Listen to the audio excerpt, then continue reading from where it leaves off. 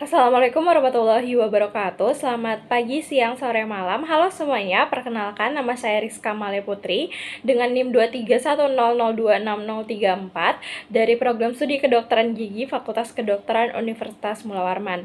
Nah, di video kali ini saya akan membahas tentang kalimat efektif. Pertama adalah kita akan membahas tentang pengertian dari kalimat efektif. Jadi kalimat efektif adalah kalimat yang mampu mempresentasikan pikiran atau perasaan pihak penulis atau pembicara serta sanggup menimbulkan gambaran yang sama tepatnya kepada pembaca ataupun pendengar. Kalimat efektif mampu mewujudkan suatu komunikasi yang tepat sehingga pesan, berita, dan amanat dapat mereaksi pihak pembaca berupa pemahaman dan penghayatan. Nah, dari kalimat efektif itu juga memiliki ciri-ciri. Pertama, ciri-ciri dari kalimat efektif yaitu adalah ciri-ciri dari kalimat efektif yang pertama adalah memakai diksi yang tepat atau penggunaan kata yang tepat. Salah satu ciri dari kalimat efektif ditandai dengan penggunaan diksi atau pemilihan kata yang tepat. Tepat di sini dalam arti sesuai dengan tema atau topik yang dibahas dalam tulisan tersebut.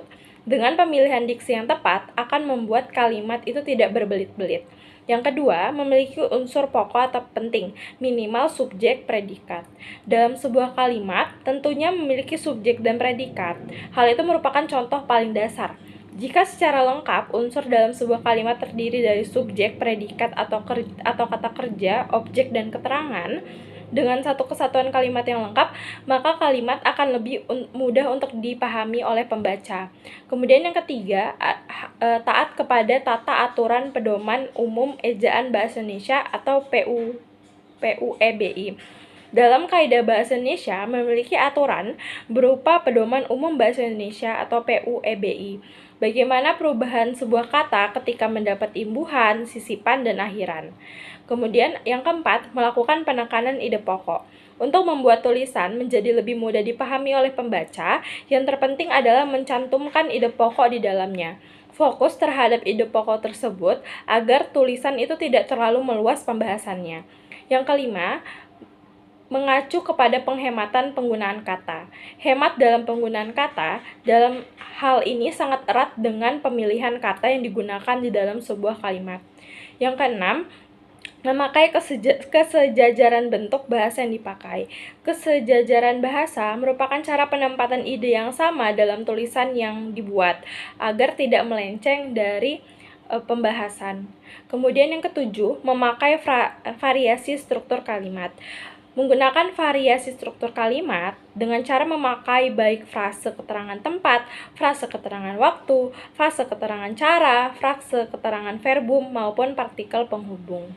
Nah, selanjutnya kita akan membahas tentang unsur-unsur dari kalimat efektif. Yang pertama adalah subjek. Subjek adalah bagian dari klausa yang menunjukkan pelaku, tokoh, sosok atau benda, sesuatu hal, suatu masalah yang menjadi pangkal atau pokok pembicaraan. Kemudian, yang kedua, ada predikat. Predikat adalah bagian kalimat yang memberitahu melakukan tindakan, apa atau dalam keadaan bagaimana subjek, pelaku atau tokoh atau benda di dalam suatu kalimat. Yang ketiga, itu ada objek. Objek adalah bagian kalimat yang melengkapi predikat. Objek pada umumnya diisi oleh nomina, frasa nominal, atau klausa. Kemudian, yang keempat ada pelengkap. Pelengkap atau komplement adalah bagian kalimat yang melengkapi predikat. Letak pelengkap umumnya di belakang predikat yang berupa verba. Posisi seperti itu ditempati juga oleh objek. Dan jenis kata yang mengisi pelengkap dan objek juga sama, yaitu dapat berupa nomina, frasa nomina, atau klausa. Namun antara pelengkap dan objek itu terdapat perbedaan. Nah, selanjutnya ada yang terakhir ada keterangan. Keterangan adalah bagian kalimat yang menerangkan berbagai hal mengenai bagian kalimat yang lainnya. Unsur keterangan dapat berfungsi menerangkan subjek, predikat, objek, dan pelengkap. Posisinya bersifat bebas, dapat di awal, di tengah, atau ada di akhir kalimat. Pengisi keterangan adalah frasa nominal. Nah, kemudian kita akan membahas tentang syarat kalimat efektif. Yang pertama, ada kelogisan. Syarat pertama kalimat efektif adalah kelogisan. Kalimat yang logis adalah kalimat yang sesuai dengan logika, masuk akal, dan dapat diterima dan dipahami menurut penalaran. Selain dapat diterima oleh nalar, penulisan kalimat logis juga harus sesuai dengan ejaan yang berlaku. Agar dapat menyusun kalimat yang logis, penulis harus memahami tata aturan penyusunan kalimat secara leksikal, gramatikal, maupun pada level wacana. Kemudian, yang kedua adalah kepararelan atau kesejajaran. Syarat kalimat efektif yang kedua itu adalah kepararelan. Paralel artinya sejajar atau setara. Dalam tatanan bahasa, paralelisme adalah kesejajaran antara dua atau lebih kata, kalimat, atau unit bahasa lain yang menjadi unsur penting struktur tata bahasa yang efektif. Predikat kalimat majemuk setara rapatan harus paralel. Artinya, jika kata kerja, harus kata kerja semuanya. Jika kata benda, harus kata benda semuanya.